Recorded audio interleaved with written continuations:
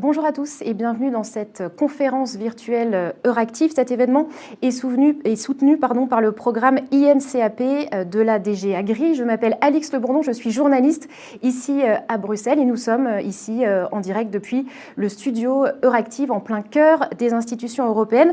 Aujourd'hui, notre discussion va porter essentiellement sur la place du secteur agricole dans le plan de relance européen. Alors on va d'abord commencer par quelques remarques introductives de la part de nos intervenants pour planter un peu le décor, puis on se concentrera dans un deuxième temps sur notre débat du jour. Alors n'hésitez pas, vous qui nous regardez depuis chez vous, derrière vos écrans, à poser vos questions. On tâchera d'y répondre au cours de cette conversation. Et puis pour tweeter, vous n'hésitez pas à utiliser le hashtag en anglais EADebates. Alors au cœur de notre discussion aujourd'hui, il y a deux éléments dont la pandémie a rappelé l'importance. D'abord, la nécessité d'une souveraineté alimentaire, mais aussi le besoin d'une transition agroécologique. Alors, une partie du plan de relance de 750 milliards d'euros, appelé Next Generation EU, va être destinée au secteur agricole. 8 milliards d'euros sont notamment attribués au titre des années 2020 et 2021 au développement rural, et ce, par le biais de la PAC, la politique agricole commune. Mais qu'en est-il pour la France, qui est la première bénéficiaire de cette PAC, de cette politique agricole commune? Alors avant de commencer, je voudrais rappeler quelques éléments sur cette PAC.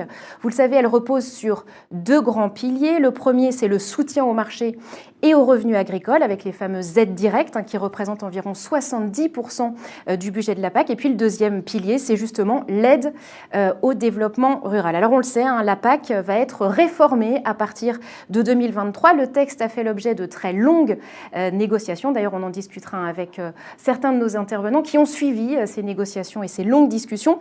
En tout cas, les grands changements de cette nouvelle PAC concernent d'abord les critères d'attribution des aides directes, censés être plus verts et plus écologiques, et puis aussi la plus grande autonomie des États dans ces critères d'attribution. Chaque pays a dû soumettre ce qu'on appelle un PSN, un plan stratégique national. Le plan stratégique national français a été soumis à la Commission européenne en fin d'année dernière et va maintenant être évalué. Est-ce que ce plan répond aux objectifs de transition agroécologique? Quelle part du plan de relance est consacrée au secteur agricole et avec quels objectifs environnementaux? C'est ce dont on va discuter aujourd'hui avec nos invités. Alors j'ai d'abord le plaisir d'accueillir ici aujourd'hui Carole Labbé. Vous êtes analyste de données économiques à la représentation de la Commission européenne en France. Bienvenue Madame Labbé dans ce débat.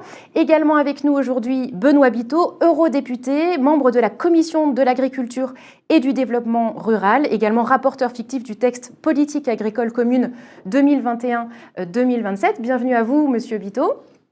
Prendra aussi part à cette discussion Arnold Puech-Dalissac. Alors, vous êtes agriculteur, président de la Fédération régionale des syndicats d'exploitants agricoles de Normandie, également membre du bureau de la Fédération nationale des syndicats d'exploitants agricoles, FNSEA, et enfin membre du Comité économique et social européen. Bienvenue à vous, monsieur.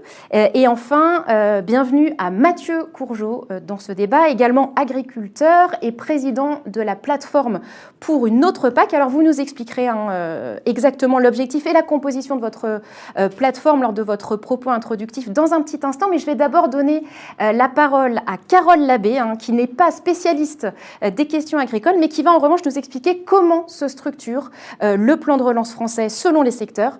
Madame Labbé, vous avez la parole. Oui, bonjour, merci beaucoup. Merci à Euractiv de m'avoir invité pour participer à ce débat sur la place de l'agriculture dans le plan de relance. Alors effectivement, comme vous le disiez, je ne suis pas spécialiste de l'agriculture et je ne viens pas de la DG Agri. Je suis rattachée à la Task Force Recover, donc c'est une équipe qui a été mise en place par les services de la Commission pour mettre en place la facilité pour la relance et la résilience. Alors cette facilité, en fait, c'est l'instrument principal du plan de relance européen qui s'est appelé Next Generation EU. Alors ce plan de relance européen, comme vous le savez, c'est une réponse à la crise, mais qui est venue, je dirais, dans un troisième temps. Ça a été, dans un premier temps, la réponse de la Commission européenne à la crise, c'était des réponses d'urgence. Et très rapidement, ce qu'on a fait au niveau européen, c'était de mettre en place la clause dérogatoire sur le pacte de stabilité et de croissance, donc donner des marges de manœuvre aux États membres pour soutenir leurs économies pendant les confinements, c'était absolument indispensable. Dans un deuxième temps, on a mis en place des pare-feux, donc des soutiens notamment au chômage partiel pour les États membres qui n'avaient pas non plus les marges de manœuvre budgétaires pour mettre en place un chômage partiel alors que beaucoup de travailleurs étaient à l'arrêt. Et très rapidement, quand même, dans un troisième temps, en juillet 2020, on est parvenu à un accord historique au niveau des 27 États sur Next Generation EU, donc le fameux plan de relance européen. Comme vous l'avez dit, c'est 750 milliards d'euros. Donc c'est un montant absolument inouï si on compare au budget pluriannuel de l'Union européenne. Donc c'est un budget de 7 ans de plus de 1100 milliards d'euros. Et là, Next Generation EU, c'est 750 milliards d'euros additionnels qui viennent se rajouter au budget européen. Mais l'aspect véritablement historique sur lequel j'aimerais insister, c'est que c'est un mode de financement tout à fait inédit, puisque pour la première fois, on emprunte au niveau européen de manière commune. Donc c'est bien la Commission qui va lever ces 750 milliards d'euros sur les marchés et les rembourser grâce plus tard à des ressources propres, donc des ressources qui rentreront dans le budget européen. Donc c'est vraiment la première fois qu'on s'est doté d'une capacité budgétaire européenne importante. Alors ce plan de relance, en gros, pourquoi faire ? Je dirais que ça a permis vraiment d'accélérer l'ensemble des transitions dont l'économie de demain a besoin. Donc les trois grandes transitions, enfin les trois grands objectifs en tout cas que poursuit ce plan, c'est tout d'abord et avant tout la transition écologique à travers le pacte vert. Donc ça, je pense qu'on rentrera un peu plus dans les détails puisqu'elle touche tous les secteurs, dont l'agriculture évidemment. Mais aussi la transition numérique. Je ne vais pas faire le topo sur les manques qu'on a pu révéler pendant la crise et puis aujourd'hui les besoins dont on peut avoir avec le développement du télétravail. Et sans oublier, et je pense que c'est très important de le rappeler, la résilience sociale et la lutte aussi contre des inégalités du système de santé, les inégalités dans le domaine de la formation, vraiment un effort aussi substantiel sur les compétences et l'adaptation des compétences aux besoins de demain, et ça touche là aussi l'agriculture. Donc très rapidement, peut-être ce plan de relance de 750 milliards, il se décline en plusieurs instruments, vous l'avez déjà dit. On a contribué de manière supplémentaire aux programmes déjà existants, dont la politique de cohésion, par exemple. Avec REACT-EU, on a rajouté avec ce plan de relance 50 milliards d'euros sur la politique de cohésion, mais aussi sur la politique agricole commune à travers une rallonge budgétaire de 8 milliards d'euros pour le développement rural. C'était aussi pour faire la transition avec la prochaine PAC, qui n'est toujours pas, donc, comme vous l'avez dit, entrée en vigueur. On a eu un peu de retard à cause de négociations extrêmement longues et fastidieuses entre les États membres et entre le Conseil, donc les États membres et le Parlement. Donc la nouvelle PAC, vous l'avez dit, entrera en vigueur qu'en 2023. Donc pour faire la transition, il y a cette rallonge de 8 milliards et la France a été un récipiendaire, un bénéficiaire important puisqu'elle a touché, ou elle est en train de toucher 800 millions d'euros sur cette enveloppe. Alors, sur l'enveloppe principale de Next Generation EU, sur laquelle j'ai particulièrement travaillé en étant membre de la Task Force Relance et en m'intéressant plus particulièrement à la France, puisque je suis basée d'ailleurs à la représentation de la Commission à Paris. Ce plan de relance, donc sur l'enveloppe des 750 milliards, il y a l'instrument de la facilité qui est l'instrument principal, qui est constitué à la fois de subventions et de prêts. La France, elle, n'a pas souhaité recourir aux prêts pour la bonne et simple raison qu'elle emprunte sur les marchés au même taux que la Commission européenne. Donc, c'est absolument pas nécessaire pour elle de recourir à l'emprunt européen.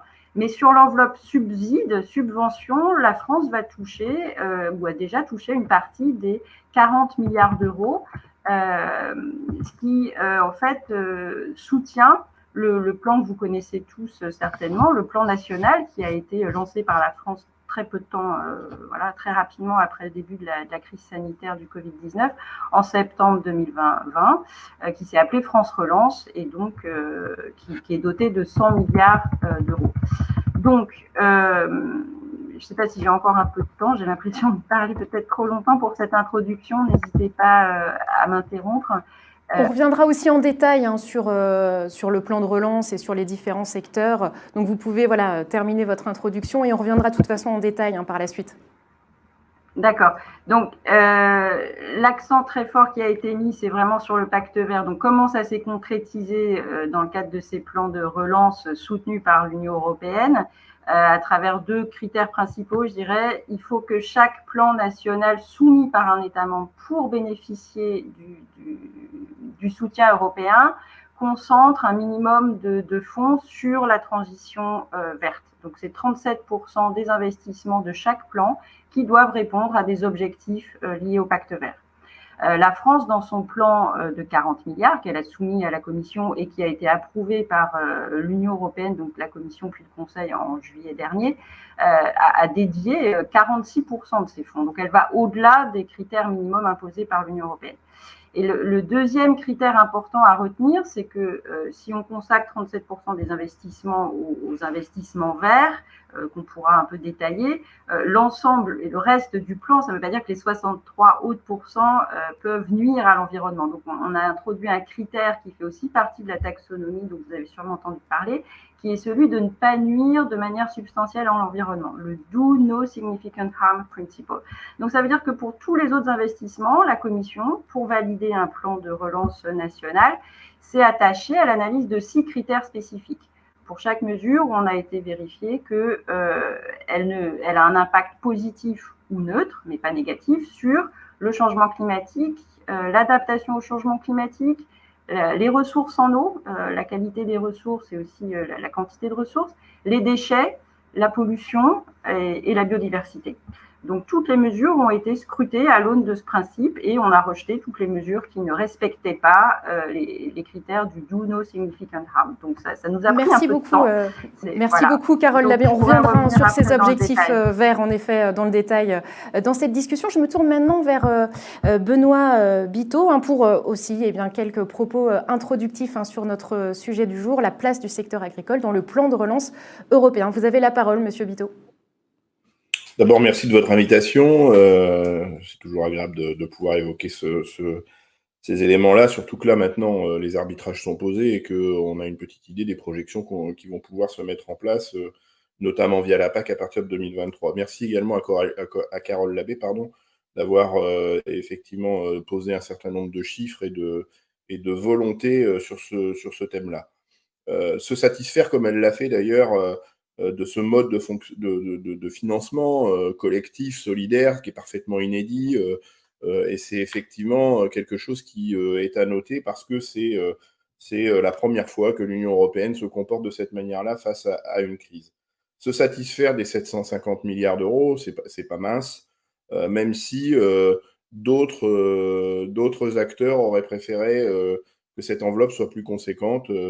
Et certains qui avaient fait des projections, des modélisations autour du budget nécessaire pour réussir ce plan de relance parlaient plutôt de 2000 milliards d'euros.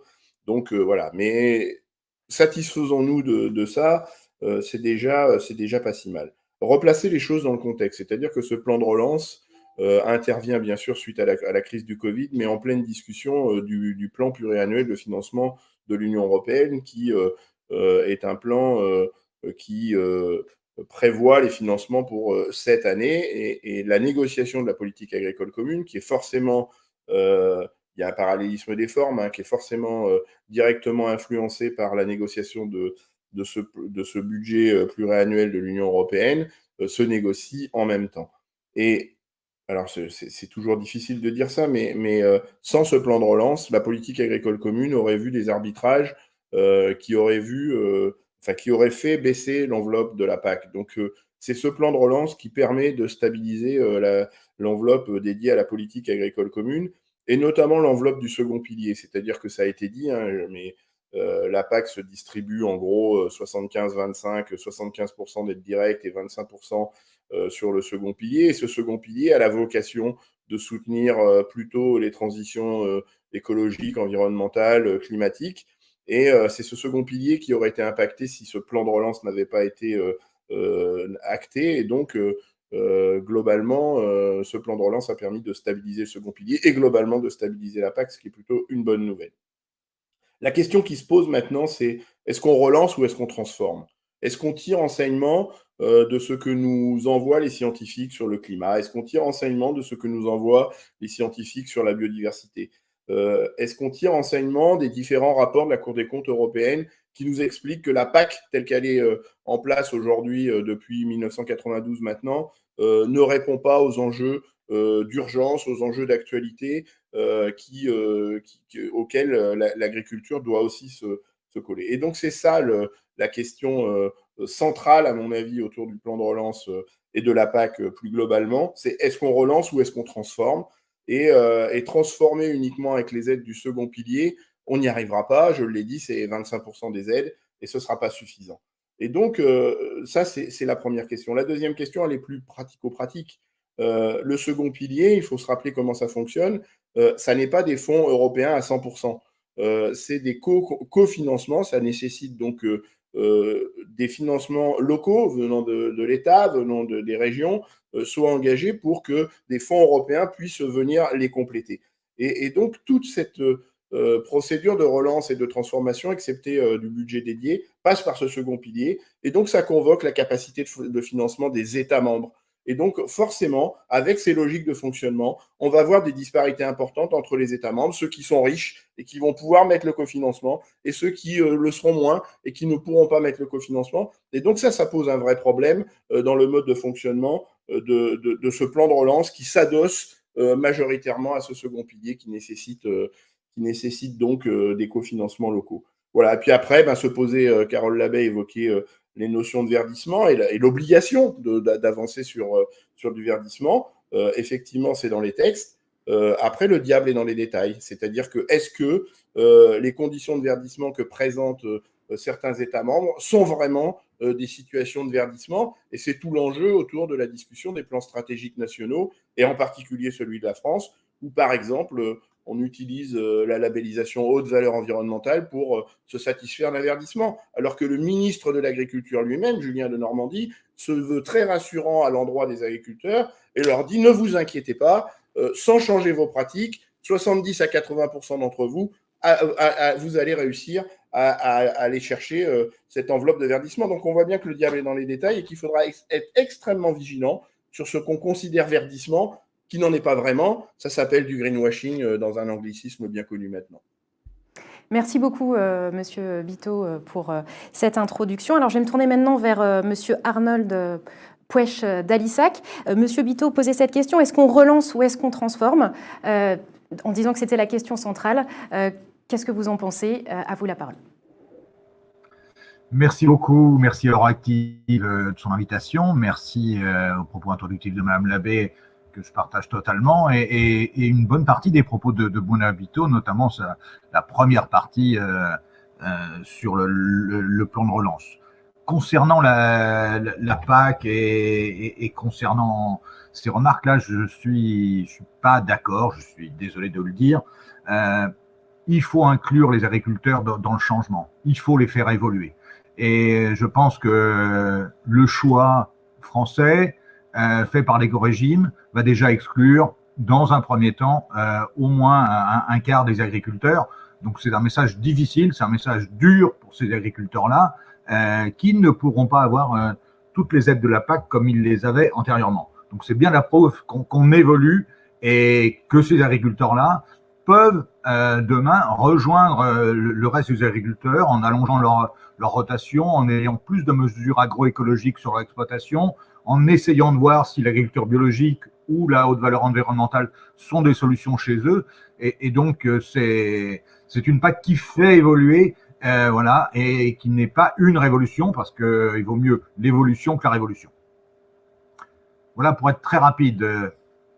Merci beaucoup, Monsieur Puech d'Alissac, pour votre réaction. Alors, on a compris, on voit que les avis divergent, en effet, sur cette nouvelle PAC. Je vais maintenant terminer ce tour de table avec vous, Mathieu Courgeot, pour que vous nous expliquiez, comme je le disais en introduction, ce qu'est votre plateforme pour une autre PAC. Oui, bonjour à toutes et à tous, merci de m'avoir invité. Alors effectivement, donc, moi je suis agriculteur en Vendée, éleveur laitier, et donc président de la plateforme pour une autre PAC, qui est une plateforme inter-organisation. Donc aujourd'hui on a 45 organisations adhérentes qui travaillent ensemble depuis 2017 autour de la réforme de la PAC et notamment en France. Et donc, on est, si je simplifie, on est 4 familles d'organisations, des organisations de solidarité internationale pour justement prendre en compte les liens de marché qu'il peut y avoir entre nos pays européens et les pays du Sud notamment, des organisations de citoyens consommateurs, ça va du Secours catholique aux AMAP par exemple, et une famille d'organisations, les organisations de protection de l'environnement et de bien-être animal, donc toutes les grosses ONG environnementales font partie de la plateforme pour une autre PAC, et enfin des organisations agricoles, si je dois les classer, on va dire progressistes, qui sont la 4e famille. Donc c'est vraiment cette alliance entre des organisations de la société civile et des organisations paysannes qui dialoguent, qui travaillent ensemble, qui construisent ensemble pour justement essayer de dépasser toutes les oppositions qu'il peut y avoir pour proposer une PAC qui permette de relever les défis de la décennie à venir. Voilà en gros qui en est. Et si je peux me permettre peut-être de dire un mot peut-être sur le plan de relance européen. Alors effectivement, Madame Labbé l'a dit, la France a reçu de l'argent du plan de relance qui a été à destination du 2e pilier de la PAC. Donc sur 2022, ce sera un peu plus de 600 millions d'euros et qui vient alimenter le 2e pilier, donc qui va l'augmenter à 2,6 milliards environ sur 2022. Donc, entre le cadre financier pluriannuel, le transfert du 1er vers le 2e pilier, puisqu'il y a un peu d'argent qui est transféré du 1er vers le 2e pilier, et enfin ce plan de relance. Et en fait, nous, ce qu'on constate, c'est que le plan de relance, il n'a pas tant fait émerger d'autres projets, etc. Il n'a pas accéléré la transition agroécologique, il a plutôt servi à combler les trous, à boucher les trous, en fait, puisqu'il y avait une dotation qui était largement insuffisante sur le 2e pilier de la PAC, notamment due à un sous-transfert du 1er vers le 2e pilier de la PAC.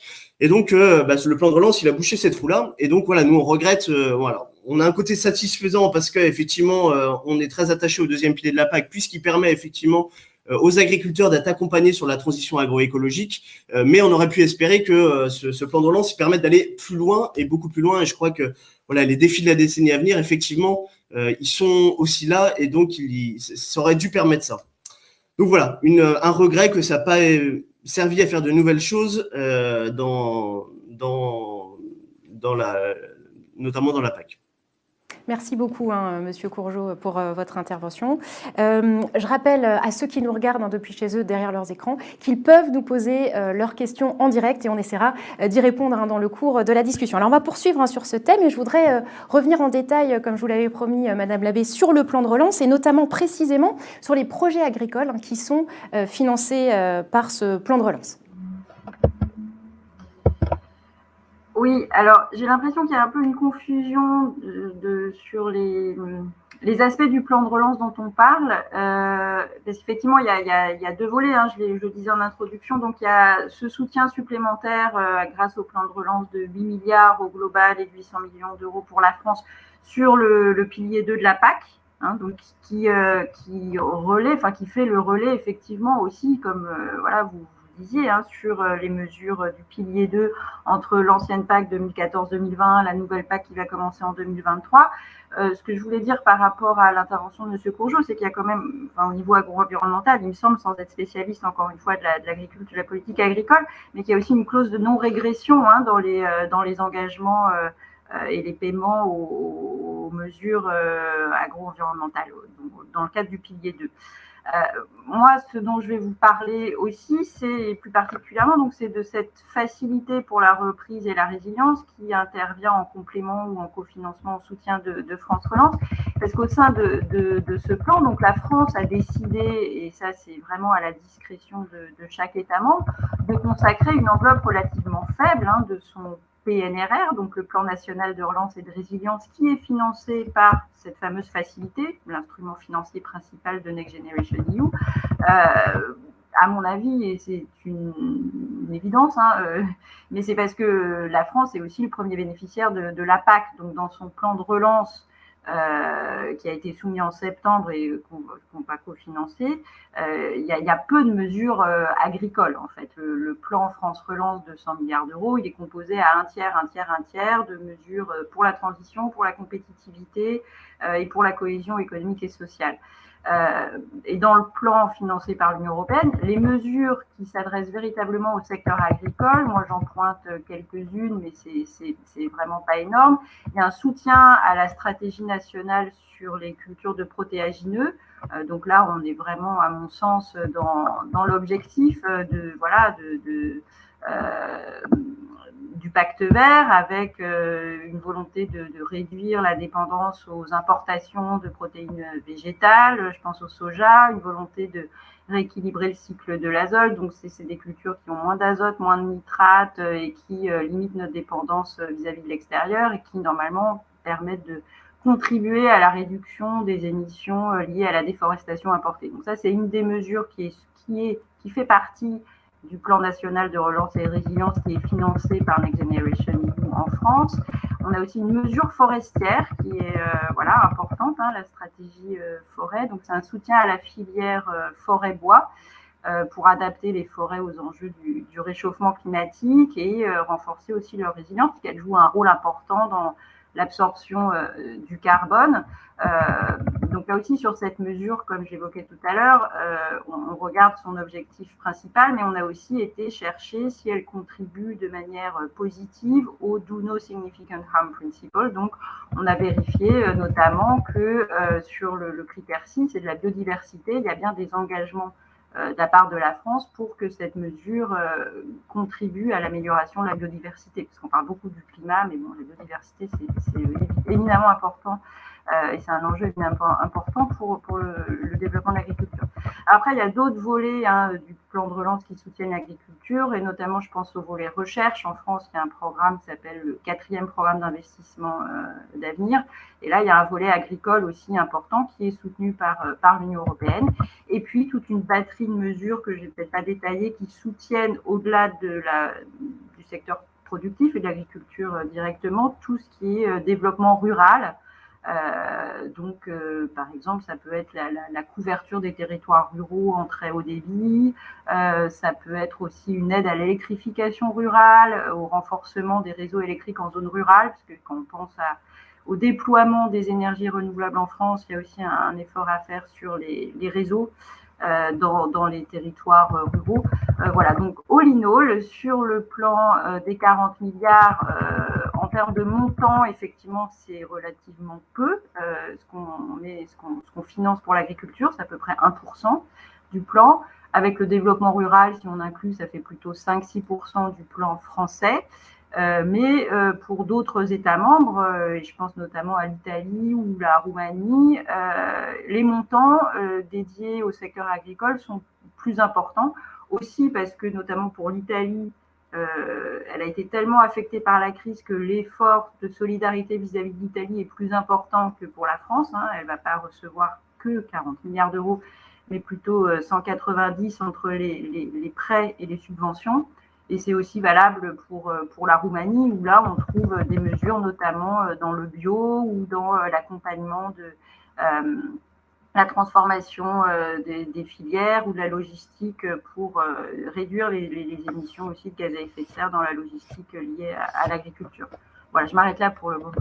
Oui, merci beaucoup, Madame Labbé, pour ces précisions. Monsieur Pouech-Delissac, je me tourne vers vous. Est-ce que pour vous, en tant qu'agriculteur, ce soutien du plan de relance au secteur agricole est satisfaisant, suffisant ? Alors, ça a été une grande chance. C'était un effet levier. Sur les 1,2 milliard 80 millions qu'on a eu, dont 200 millions pour la forêt, ça a été en plus de ce qui se passait. Et c'était un levier, vous l'avez dit, sur la partie protéines, ça a été un levier dans une partie modernisation pour des exploitations, et notamment pour diminuer l'empreinte environnementale des exploitations. C'est un levier en termes de biosécurité. On a tous découvert la biosécurité avec le Covid pour les non-agriculteurs, mais dans nos élevages, et quelquefois dans nos cultures, mais principalement dans nos élevages, la biosécurité est quelque chose d'important, et ce sont des leviers qui ont permis à des agriculteurs d'aller vers ça. Il y a 20 000 dossiers qui ont été déposés et soutenus. sur ces 20 000 dossiers, quelquefois, c'est des dossiers larges. Moi, par exemple, je n'ai pas déposé de dossier individuel, mais Macuma, coopérative d'utilisation de matériel agricole, où on a du matériel à une cinquantaine d'agriculteurs, ça nous a permis d'acheter des machines qu'on n'aurait pas achetées sans cette aide publique importante. Et ça, finalement, ça a touché près de 36 000 agriculteurs,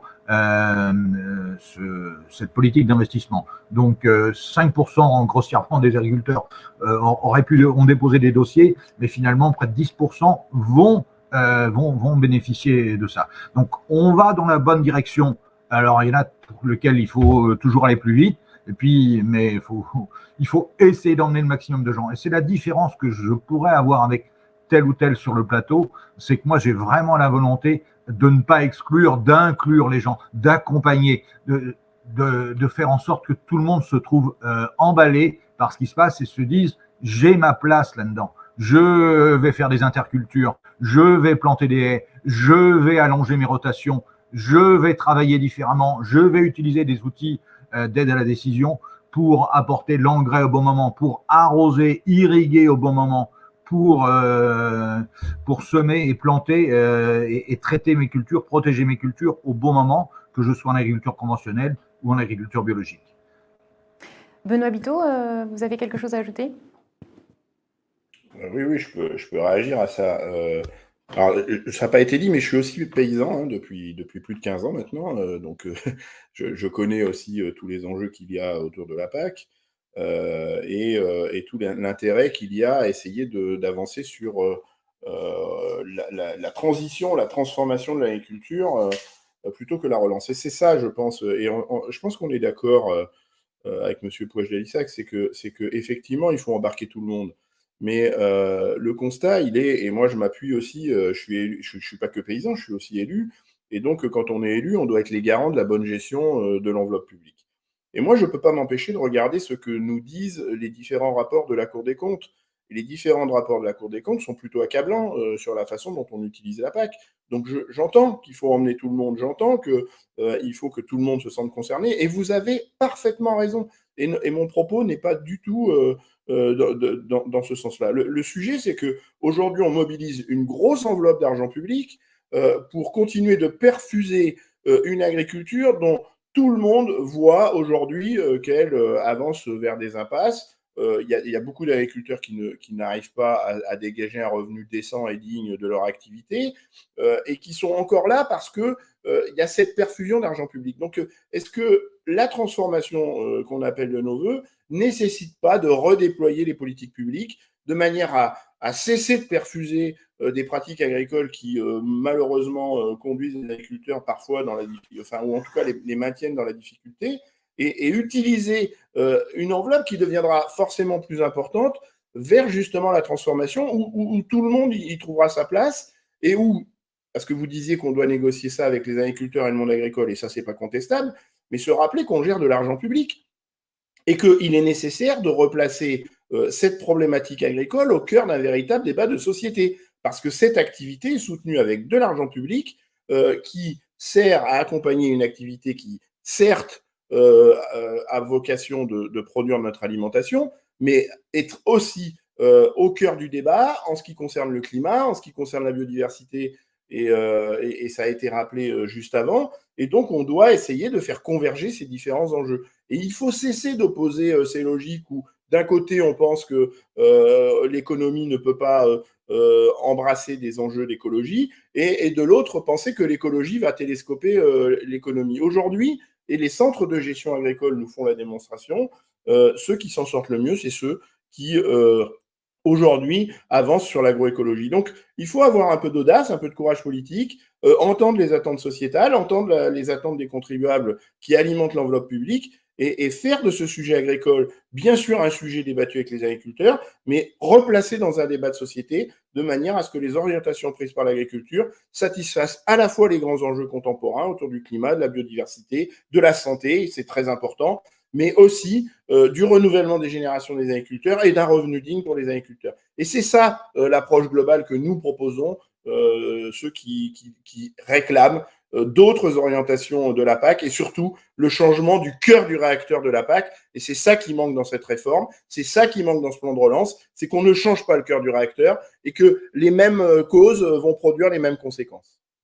Alors j'imagine, Mathieu Courgeot, que vous avez des choses à ajouter sur ce thème, puisque votre plateforme pour une autre PAC avait justement, milite pour une politique agricole commune, notamment plus verte. Oui, complètement. Alors effectivement, justement, le constat qu'on a fait, c'est de se réunir pour justement essayer de dépasser ces oppositions et construire ensemble, entre des organisations de la société civile et des organisations agricoles, pour voir quels sont les grands défis auxquels l'agriculture est confrontée dans les années à venir et comment est-ce que nous, paysans praticiens au quotidien, on peut justement y répondre. Et donc, je vous cache pas, des fois c'est compliqué de discuter, mais mine de rien, on a réussi, je pense, depuis plusieurs années à dépasser ces oppositions et justement proposer une politique publique qui soit justement adaptée aussi à la manière d'évoluer des agriculteurs. Et donc, effectivement, les grands défis qu'on a dans les années à venir, il y a le défi de l'alimentation. Moi, je crois que ça, c'est la PAC prend insuffisamment cette problématique en cours. En France, on a, après la crise Covid, quasiment 8 millions de nos concitoyens qui font appel à l'aide alimentaire. Donc, pour nous, paysans, ça, c'est vraiment quelque chose, je pense, dans un pays comme la France, qui est complètement insupportable. Donc là, on voit bien qu'on a une vraie problématique là-dessus. On a aussi des soucis de santé publique autour de l'obésité, des maladies cardiovasculaires. Donc on voit bien qu'on a un vrai sujet sur l'alimentation que la PAC ne traite pas suffisamment. Nous, on militait pour que la PAC se transforme en PAAC, donc en politique agricole et alimentaire commune. On voit que ce sera insuffisamment le cas dans la prochaine programmation. Et puis après, dans les autres défis, il y a effectivement toutes les questions autour du revenu. La nouvelle PAC, là, va sans doute réenclencher la marche avant, notamment sur tout ce qui est régulation de marché, puisqu'on sait bien que depuis les différents accords de l'OMC, etc., tous les outils de régulation de marché ont été démantelés.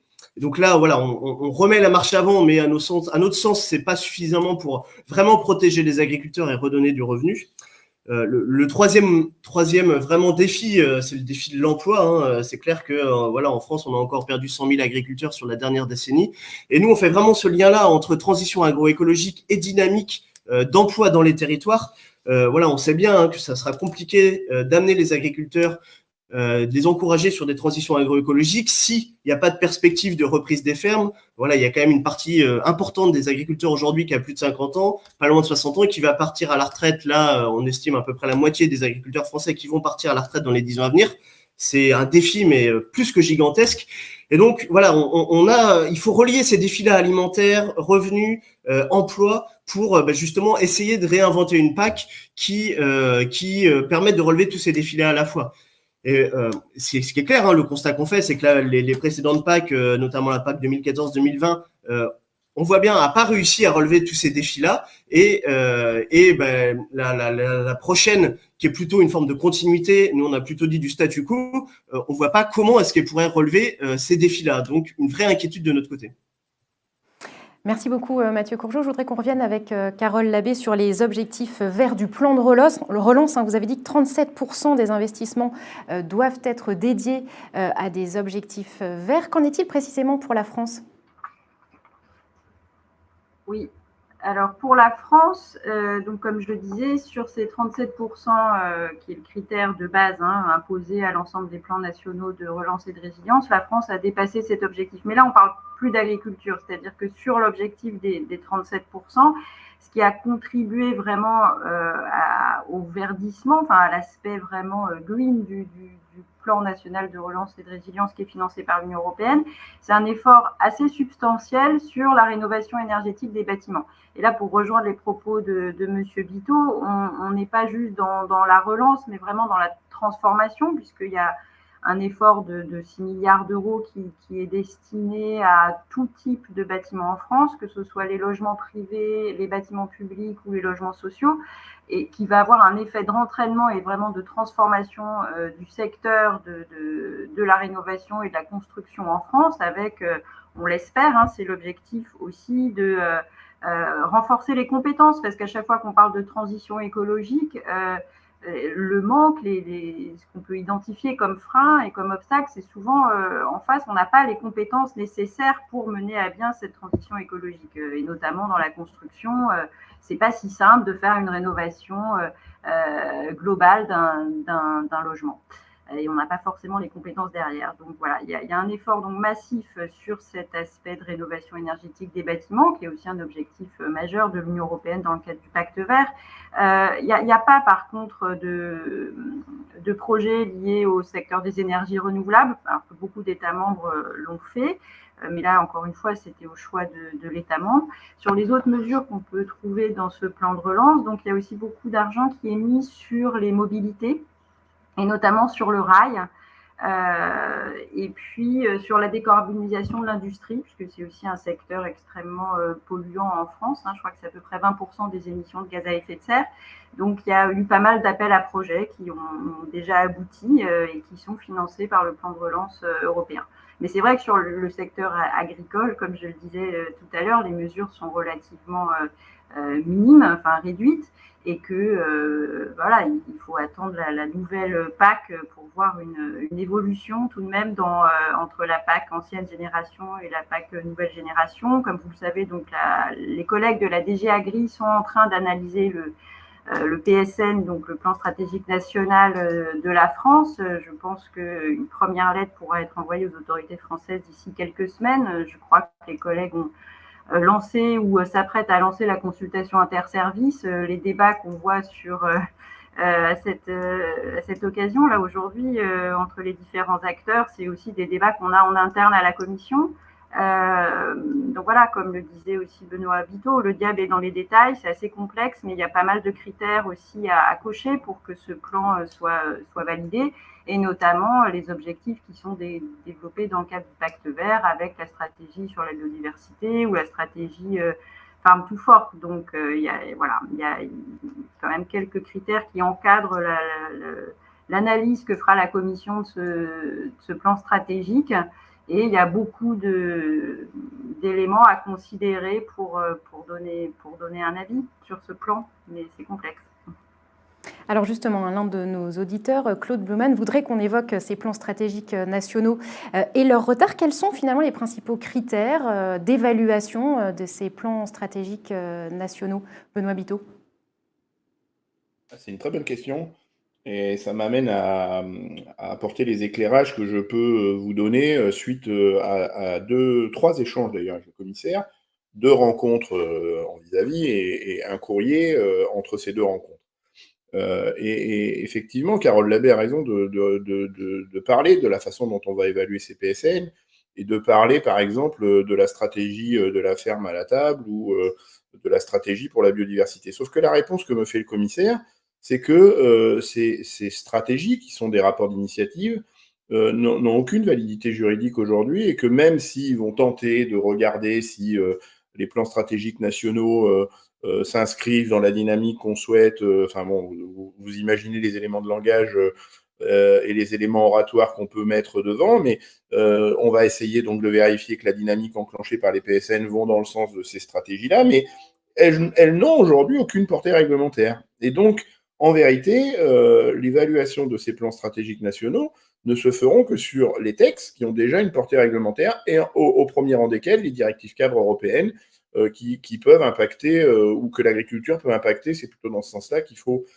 regarder les choses. Et donc, du coup, c'est le risque qu'on risque de voir apparaître, c'est le fait que alors qu'il y a cette volonté à la fois de la Commission et du Parlement européen, depuis le début de cette mandature, avec le vote de l'état d'urgence climatique, la volonté de s'inscrire dans un Green Deal, qui s'est traduit par des ambitions élevées dans ces stratégies de la ferme à la fourchette ou dans cette stratégie pour la biodiversité, et bien qu'une fois de plus, alors que l'urgence est là, tous les scientifiques nous disent il faut changer les choses d'ici 2030, sinon l'avenir de l'humanité est en danger sur la planète, que l'agriculture est une activité absolument centrale et stratégique sur ces enjeux-là, on risque de mobiliser à nouveau une politique agricole commune dont la deadline est en 2027, donc très proche de l'échéance que nous annoncent les scientifiques, avec des orientations qui ne vont pas dans le sens de l'urgence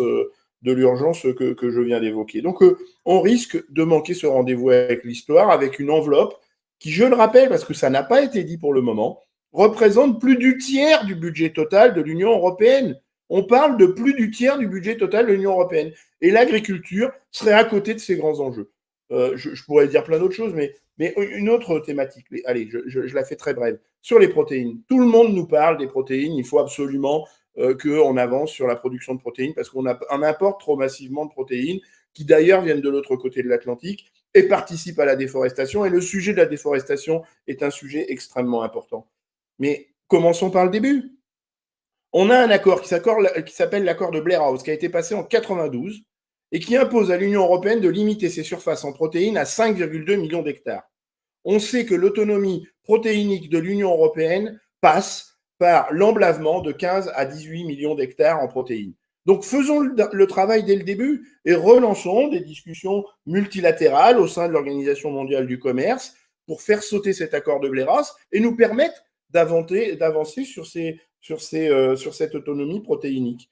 Et donc, ça veut dire qu'au-delà des budgets, il y a aussi des tractations diplomatiques à engager, et ce n'est pas le cas aujourd'hui. On continue, et il y avait même un article 33 dans la PAC qui sanctuarisait l'accord de Blair House. Il a fallu que je dépose un amendement de rejet qui, fort heureusement, a été voté pour supprimer cet accord de Blair House, pour éviter de sanctuariser cet accord de Blair House. Et c'est parce que ces discussions multilatérales n'ont pas lieu au sein de l'OMC, de l'Organisation mondiale du commerce, qu'on assiste à l'émergence d'accords de libre-échange, comme avec le Mercosur. C'est-à-dire que la nature a horreur du vide, et comme ces discussions multilatérales n'ont plus lieu, eh bien, on a des discussions bilatérales avec les désastres qu'on connaît. Et j'imagine que M. Puech-Jalissac va être d'accord avec moi sur le fait que les accords de libre-échange, c'est pas ce qu'il y a de mieux en ce moment pour l'agriculture.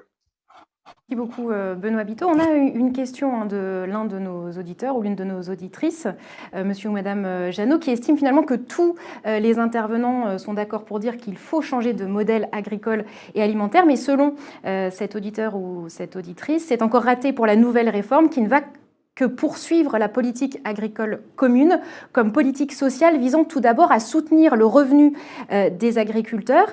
Est-ce que, par exemple, M. Puech-Jalissac, vous pensez que la nouvelle PAC est en mesure de relever véritablement l'enjeu climatique ? Je pense effectivement que la nouvelle PAC fait tourner les agriculteurs, les fait changer.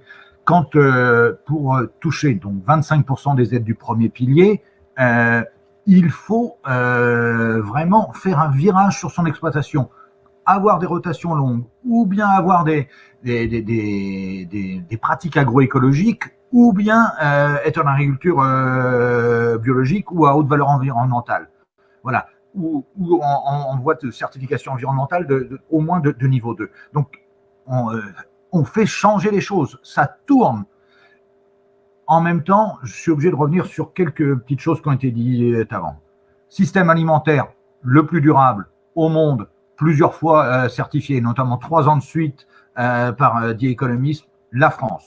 Donc, comme on a un débat entre Français, quand même reconnaître l'efficacité de ce que l'on fait chez nous en termes d'alimentation et de qualité de l'alimentation. Quel est le pays où les gens veulent venir manger? C'est la France. Quel est le pays où ils savent que les produits sont de qualité supérieure?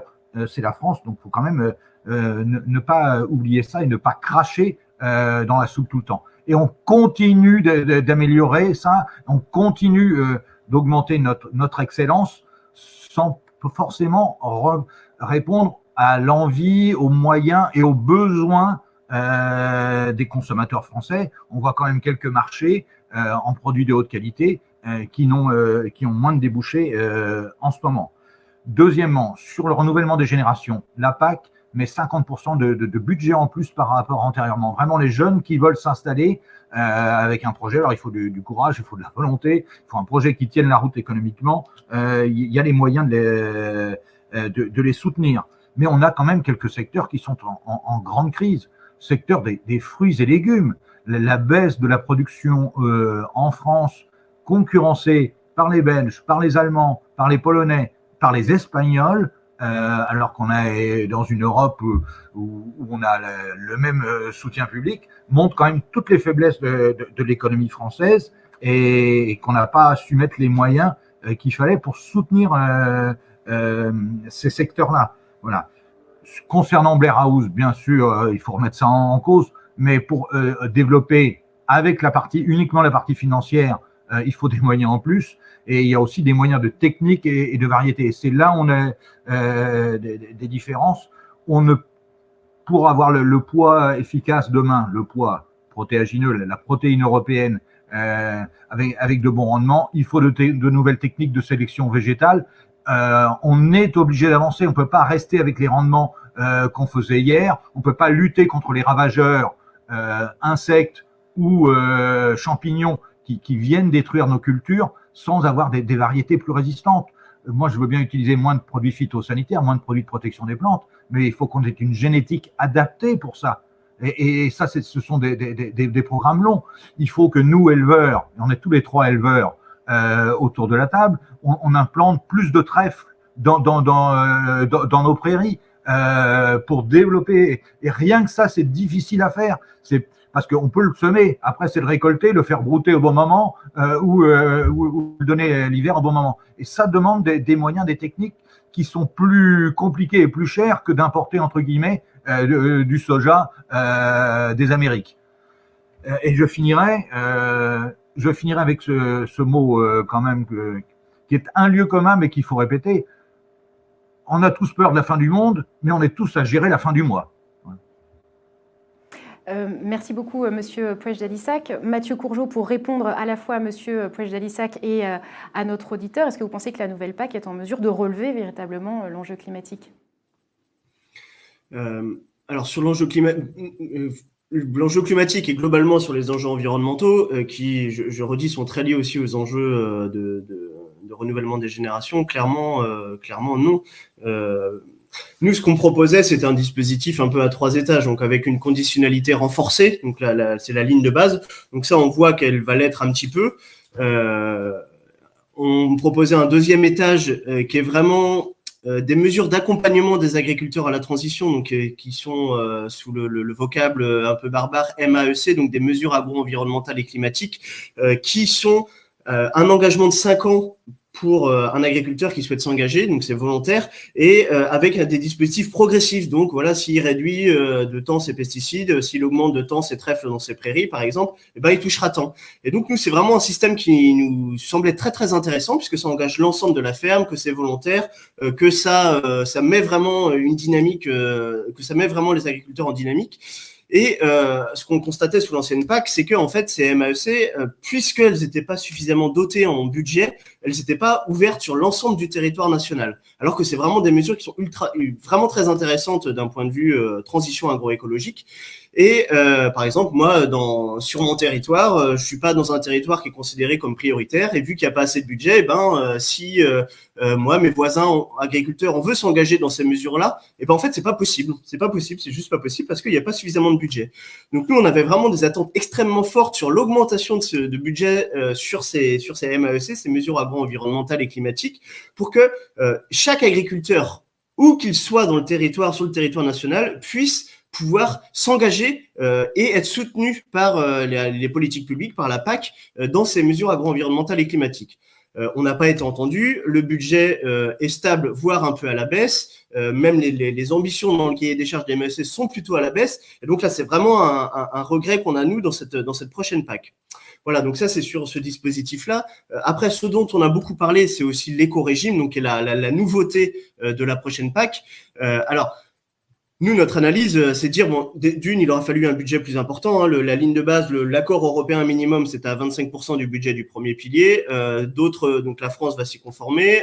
D'autres pays ont fait le choix d'avoir des dispositifs, soit qui commençaient avec un pourcentage plus important du budget du premier pilier. Donc certains pays commencent à 30% a priori, hein, dans les premiers tours qu'on a eu des différents PSN. D'autres pays vont s'engager de commencer à 25 et de finir à 30. Enfin voilà, nous, on a aussi un regret par rapport à ça au budget de l'éco-régime. Et puis enfin, sur le contenu de l'éco-régime, alors effectivement, sans doute que il y a une petite part de progression. Cet éco-régime va sans doute encourager un petit peu la progression. Nous, on a un vrai souci en fait sur la façon dont il a été conçu. en fait, il a été conçu non pas pour répondre aux objectifs environnementaux, mais pour dire, ben voilà, à l'heure actuelle, avec les pratiques actuelles, il y a 75-80% des agriculteurs qui vont pouvoir y rentrer. Et en fait, on voit toute l'ambivalence d'avoir construit un éco-régime avec cet objectif-là de base, alors qu'il aurait fallu, à notre sens, prendre dans l'autre sens, justement, la construction de ces éco-régimes. Et ce qui fait qu'en fait, on a une petite marche aujourd'hui, alors effectivement, qui sera sans doute pas évidente pour certains agriculteurs, mais en fait, elle s'arrête là. C'est-à-dire que pour tous les agriculteurs, et il y en a un paquet qui sont engagés depuis plusieurs années pour voilà, planter des haies, pour faire des efforts environnementaux, etc., mais ceux-là, en fait, ils ne seront pas récompensés. Et donc, c'est vécu comme une véritable trahison, une véritable injustice dans les campagnes pour tous ces agriculteurs-là qui ont fait des efforts et qui, en fait, ils auront juste la ligne de base, l'éco-régime, mais au même titre que tout le monde, en fait. Et donc, en particulier pour les agriculteurs bio, qui auparavant avaient ce qu'on appelle une aide au maintien pour reconnaissance des services environnementaux rendus, et qui aujourd'hui seront sur cette même ligne de base que tous les agriculteurs. Donc là, nous, c'est un vrai regret qu'on n'ait pas eu un dispositif beaucoup plus progressif, où effectivement, voilà, il faut accompagner tout le monde, il faut amener tout le monde vers la transition. Donc on a une première marche, une deuxième marche, une troisième marche, et que vraiment que les paiements soient vraiment proportionnels aux services environnementaux rendus. Et on n'aura pas ça dans la prochaine PAC, et c'est dommage. Benoît Biteau, vous avez une réaction ?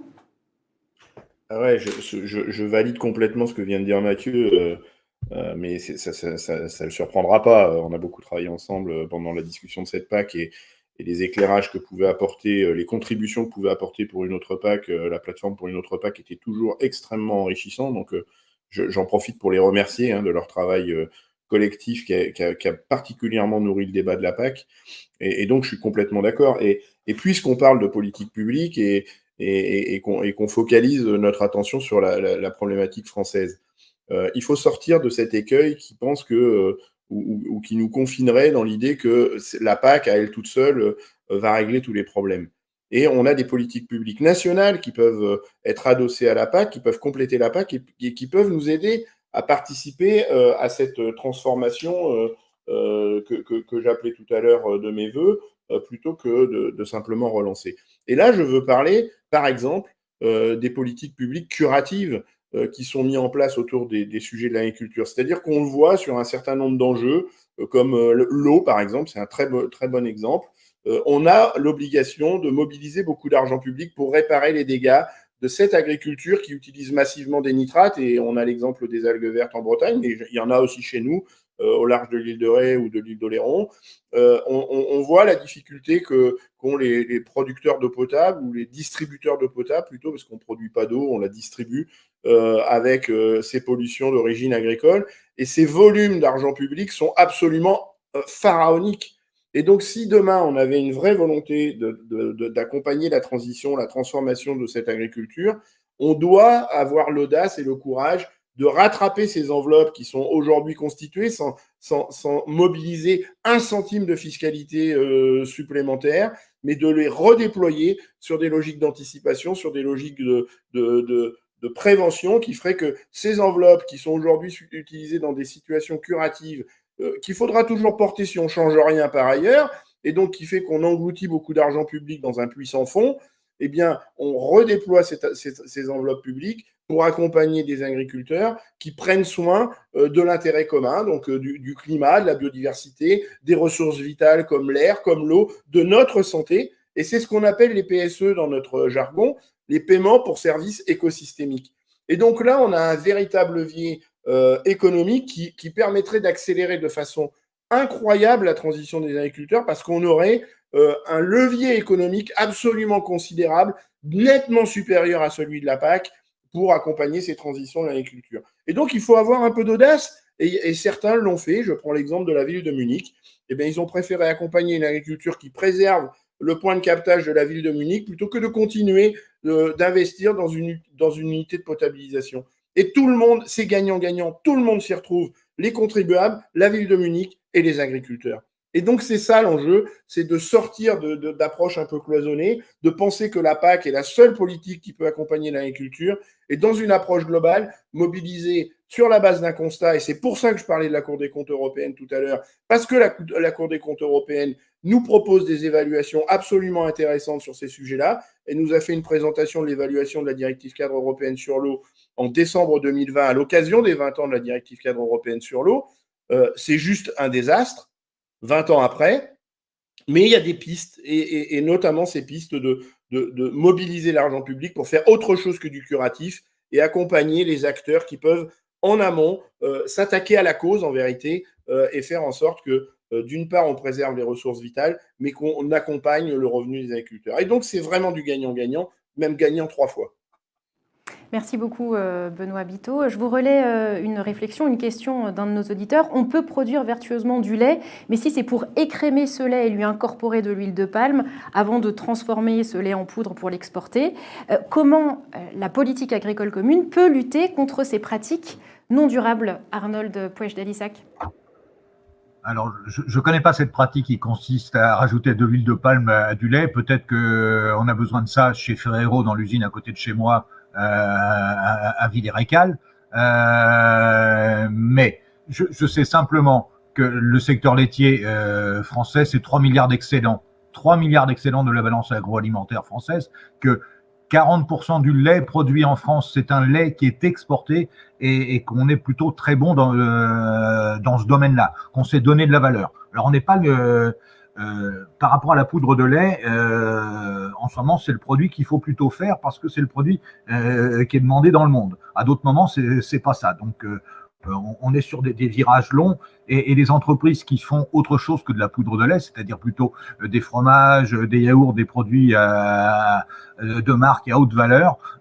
C'est pas forcément toujours les entreprises qui payent le plus les produits laitiers. Et par rapport au rapport de force qu'il y a dans la chaîne alimentaire, une entreprise comme Lactalis, le premier industriel laitier au monde, qui fait près de 20 milliards de chiffre d'affaires, dont 6 en France, est une de celles qui tire le prix du lait vers le bas, et donc c'est pas forcément un bon exemple.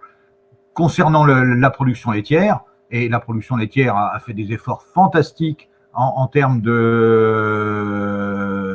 à faire des efforts fantastiques en termes de durabilité sur la gestion des effluents. Il y a beaucoup moins de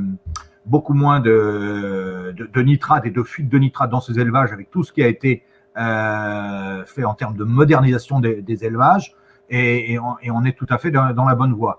Il nous reste encore, et là je suis obligé de relativiser ce que Benoît Biteau a dit, il nous reste encore des points noirs, quelquefois avec des algues vertes, quelquefois liés à l'agriculture, mais pas toujours. On a aussi des problèmes d'assainissement, notamment de maisons individuelles, qui ont des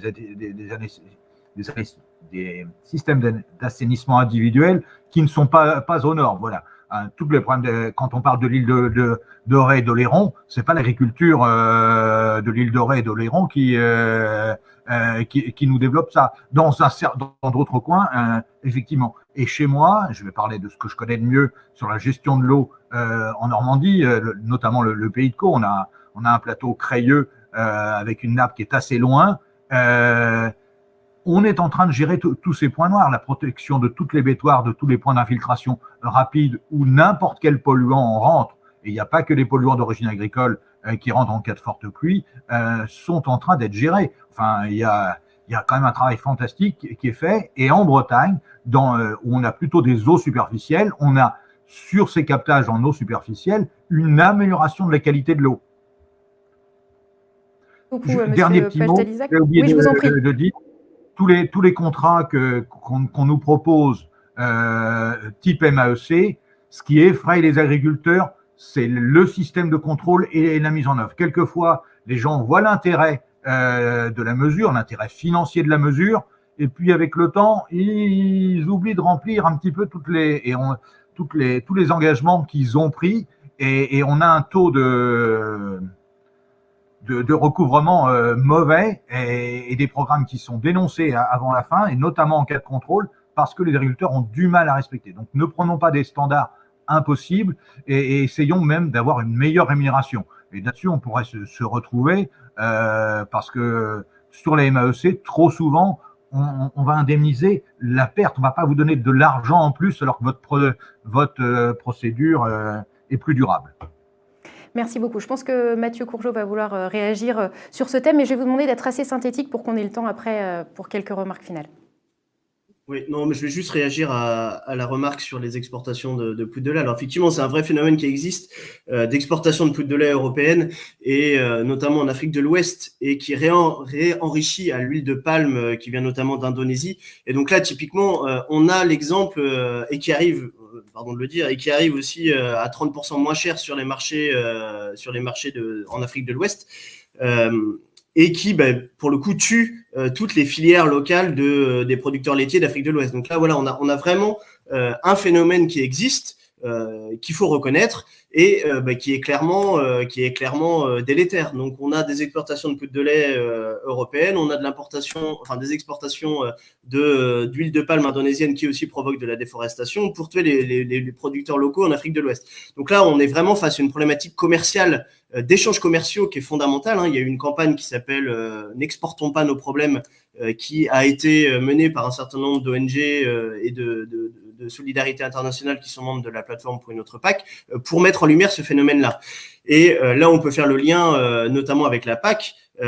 C'est le démantèlement des outils de gestion des marchés, de régulation de la production qu'il y a pu avoir depuis la fin des quotas en 2015 et même auparavant, qui a plutôt encouragé les exportations. Alors, notre idée, elle n'est pas de dire de dénoncer l'exportation pour l'exportation. Il n'y a pas de souci à exporter du fromage, des produits à haute valeur ajoutée qui, effectivement, il faut leur renommer de la France. Donc ça, il y a aucun souci avec ça. Mais par contre, exporter de la poudre de lait bas de gamme qui va concurrencer nos collègues paysans d'Afrique de l'Ouest, ça, c'est un vrai souci.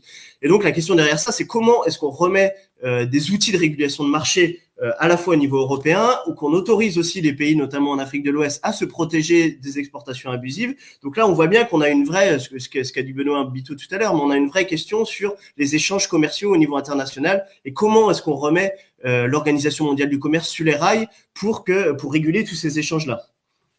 Benoît Biteau, rapidement sur ce sujet. Très vite, puisque Mathieu a fait une bonne démonstration. Rappelez que l'enjeu de l'agriculture et des politiques publiques qui l'accompagnent, c'est d'atteindre la souveraineté alimentaire. Et la souveraineté alimentaire, c'est pas produire dans les pays du Nord pour déverser des produits de piètre qualité dans les pays du Sud. C'est pas ça la souveraineté alimentaire. Et c'est là où moi, et la poudre de lait, et le sujet de la poudre de lait est un cas d'école absolument remarquable pour expliquer tout ce qu'il ne faut pas faire avec l'argent public. Parce que comme l'a dit Mathieu, on fait de la poudre de lait avec du lait qu'on a dégraissé, on a fait du beurre, du fromage, et puis il reste une sorte de poudre là, effectivement, qu'on réenrichit avec de l'huile de palme qui participe effectivement à la déforestation en Indonésie, en Malaisie. Enfin, voilà, donc le cercle vicieux parfait. Et en plus, on participe à une politique de dumping où on vend cette poudre de lait 30% moins cher que le lait produit par les paysans locaux, qui fait que ces paysans-là, qui participent à la souveraineté alimentaire de leur pays, vont gonfler les bidonvilles de la ville d'Embourg, de la ville de Dakar, de la ville de Saint-Louis, si on reprend l'exemple de l'Afrique de l'Ouest. Donc, c'est pas ça l'enjeu de la politique publique. Les politiques publiques doivent porter la souveraineté alimentaire, et ces logiques de dumping autour du lait, par exemple, mais c'est pas le seul, c'est absolument désastreux, et donc c'est pas logique qu'on fasse ça avec des politiques publiques. Merci à l'auditrice d'avoir posé cette question. Elle est particulièrement pertinente. L'exemple du lait est particulièrement enrichissant sur ce qu'il ne faut pas faire avec les politiques publiques. Tout à fait. Merci beaucoup, Benoît Biteau. Il est temps maintenant de clore notre débat avec un dernier tour de table et des remarques finales. Je vais vous redonner la parole, Madame Labbé. Oui, merci. J'étais ravie en tout cas de vous écouter parce que je suis donc pas spécialiste de la PAC et vraiment c'est des enjeux très complexes et voilà, on l'a bien vu aujourd'hui à travers ce débat. Juste pour rebondir peut-être sur la dimension souveraineté alimentaire et donc toute la problématique sur les négociations commerciales internationales, il y a quand même pas mal de choses qui sont aujourd'hui sur la table et vous les connaissez certainement tous, mais les rappeler, une réflexion et on essaye d'avancer sur la problématique de la déforestation importée travers les produits agricoles notamment. Et puis aussi une réflexion que je voulais soumettre sur donc on parle beaucoup de l'agriculture qui est émettrice d'émissions de gaz à effet de serre, mais Benoît Biteau, je crois, l'a mentionné, à travers les paiements pour services écosystémiques, on essaie de mettre en place aussi, en tout cas, de réfléchir à la rémunération des agriculteurs par rapport à leur rôle positif sur l'environnement et par rapport au rôle qu'ils peuvent avoir sur la captation du carbone à travers leurs activités et aussi dans le domaine de la forêt. Donc, pas mal d'éléments quand même qui peuvent aller dans le bon sens. On connaît et on entend bien les arguments des uns et des autres. Ils sont difficiles parfois à concilier, mais les enjeux sont là et côté commission, on en a tout à fait conscience. On essaye d'avancer. Merci. Merci beaucoup, Carole Labbé. À votre tour, Benoît Biteau, pour des remarques finales sur ce sujet. Déjà, vous remercier de l'invitation. Moi, ce que j'aime bien à la fin d'une émission, c'est ne pas avoir une sensation de frustration. Et cette sensation, je ne l'ai pas, parce qu'on a vraiment exploré un certain nombre d'enjeux. Et si je devais conclure, on a parlé de souveraineté alimentaire, on a parlé d'aide publique, on a parlé de tout ça. Mais moi, je voulais revenir sur un enjeu fondamental, c'est le renouvellement des générations d'agriculteurs. On a un défi colossal, Mathieu l'a rappelé, mais il a eu raison de le faire. Et moi, je suis particulièrement inquiet sur cette thématique-là. On sait ce qu'il faut faire. La Cour des comptes européenne nous donne des éclairages sur cet enjeu-là, nous montre quel mécanisme il aurait fallu changer dans cette PAC pour que ce renouvellement des générations soit vraiment au rendez-vous. Sortir, par exemple, des aides aux surfaces qui donnent une rente d'argent public derrière chaque hectare agricole et qui finalement participent à une forme de thésaurisation du foncier agricole qui bloque l'accès au foncier aux candidats à l'installation. Et donc, la Cour des comptes nous propose une évaluation de ce que ne sait pas faire la PAC, nous propose des pistes de réflexion. Et alors que 50% des agriculteurs vont partir à la retraite dans les 10 prochaines années, on est en train de valider à la fois, à nouveau plutôt, une PAC qui, pour les 7 prochaines années, en tout cas jusqu'en 2027, ne va pas permettre le renouvellement des générations. Et ce n'est pas une augmentation de 50% des aides à l'installation. Je vais peut-être être un peu dur, mais c'est un piège à mouche. C'est-à-dire que ce n'est pas parce qu'on aura mis des aides supplémentaires à l'installation au moment de l'installation, à l'instant T, que dans la durée, avec les mécanismes d'accompagnement de l'agriculture avec l'argent public, les agriculteurs vont s'en sortir. Donc, l'enjeu, c'est pas de donner des aides au moment de l'installation, c'est de mettre en place une politique publique durable qui fait que quand les jeunes s'installent, ils ont une visibilité dans la durée qui leur permet d'envisager de pérenniser leur activité de façon sereine.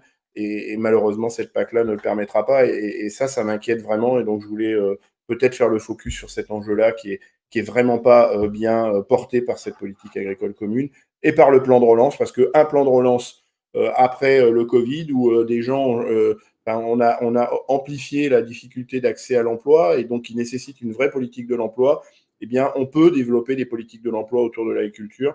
Et malheureusement, ce n'est pas au rendez-vous non plus du plan de relance, cet enjeu-là. Merci beaucoup, Benoît Biteau. D'ailleurs, ce sujet du renouvellement des générations avait été évoqué par les auditeurs. Je n'avais pas eu le temps de le mettre en avant. Donc, merci beaucoup pour cette conclusion. Je vais maintenant passer la parole à M. Puech d'Alissac. La politique de soutien à l'installation est nécessaire. Elle n'est pas suffisante parce qu'effectivement, il faut de la durabilité dans nos affaires et dans nos engagements d'agriculteurs. Et les propositions de la Commission avec l'outil Farm to Fork, de la fourche à la fourchette, ne vont pas dans la bonne direction si on n'a pas les outils pour aller vers ça. On nous demande, on veut baisser les engrais de 20%, on veut baisser l'usage des produits phytosanitaires de 50%, on veut mettre 10% de terres non productives.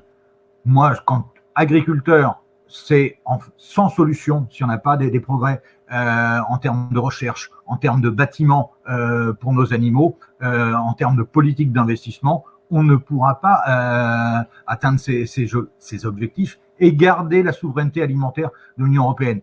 Une occasion pour moi de revenir sur la partie exportation. On a besoin d'exporter une partie de nos productions et on ne peut pas tout produire chez nous. la mondialisation peut avoir certains côtés positifs, et heureusement qu'on a quand même des protéines qui viennent d'Amérique. C'est ce qui a permis d'améliorer l'efficacité de notre agriculture. Et nos céréales sont indispensables pour nourrir l'Afrique du Nord, au moins. Je voulais dire ça. Déforestation importée, ça va dans le bon sens, et on soutient totalement l'idée. Il faut introduire aussi le sucre comme production qui ne doit pas encourager la déforestation. Voilà. Et préserver donc notre modèle de souveraineté alimentaire, c'est en rien garanti. Ce n'est en rien garanti. Ce qu'on a gagné avec la PAC depuis ces 60 ans de mise en œuvre ne sont pas garantis. Merci beaucoup, Monsieur Pouech-d'Alissac. Je vais donc passer maintenant la parole à Mathieu Courgeot pour le mot de la fin. Oui, merci. Juste rappeler deux échéances qui sont capitales à nos yeux. La première, c'est l'évaluation des plans stratégiques nationaux par la Commission européenne, qui va avoir lieu sans doute là entre les mois de mars-avril et sans doute juin ou juillet prochain pour les derniers États membres qui n'ont pas encore rendu leur PSN. Donc, on a écrit, nous, avec d'autres plateformes européennes et un courrier à la Commission européenne pour vraiment appeler à avoir un jugement global sur ces plans stratégiques nationaux le plus ambitieux possible et vraiment de résister aux divers conservatismes pour essayer faire en sorte que les plans stratégiques nationaux de tous les États membres soient tirés vers le haut, notamment pour répondre aux objectifs du Pacte vert, et que, encore une fois, je crois que c'est vraiment du rôle de la Commission européenne d'être le garant, notamment vis-à-vis des distorsions de concurrence entre les différents États membres de l'Union européenne.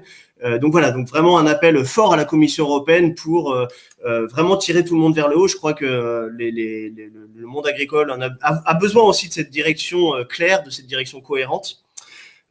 Un deuxième objectif, c'est une deuxième échéance, c'est la réforme à mi-parcours qui aura lieu normalement en 2025. Donc il va falloir commencer à y travailler rapidement et la prochaine, et je mets dans ce même paquet la prochaine réforme de la PAC. Donc voilà, on voit bien qu'il y a un certain nombre de manques là dans cette future PAC qui peuvent être corrigés assez rapidement. Donc voilà, là encore un appel à ce que tout le monde se remette au travail pour essayer d'aller de tirer tout le monde vers le haut, encore une fois, et sans oublier cet aspect systémique, en fait, que certes, il doit y avoir une progression sur les objectifs environnementaux, et là où je peux rejoindre Monsieur Pouech-d'Alissac, c'est vraiment donner des outils, donner une direction cohérente. Et donc là, on a un vrai besoin de lier les objectifs environnementaux avec des objectifs de paysans nombreux dans les territoires, avec les objectifs alimentaires, enfin voilà, d'avoir vraiment un tout cohérent pour vraiment faire les transitions des systèmes agricoles et alimentaires. Merci beaucoup à tous les quatre pour cette discussion très riche en informations. Merci à vous à la maison d'avoir posé vos questions, des questions très pertinentes qui ont permis d'alimenter ce débat aujourd'hui. Quant à moi, je vous souhaite une très bonne journée et je vous dis à très bientôt pour un autre débat Euractiv.